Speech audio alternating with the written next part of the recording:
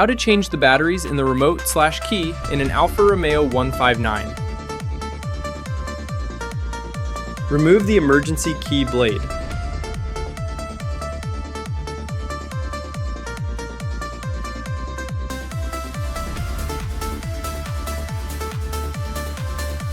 Slide out the battery tray using the key blade, just like in the video.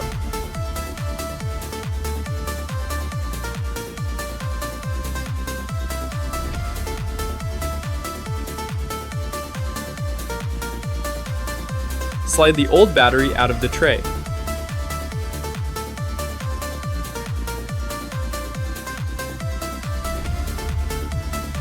Insert the new battery.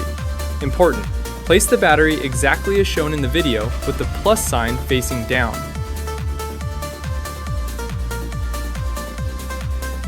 Reassemble the key fob. Slide the tray back into place until you hear a distinct click. Then reinsert the metal key blade. Done! That's all!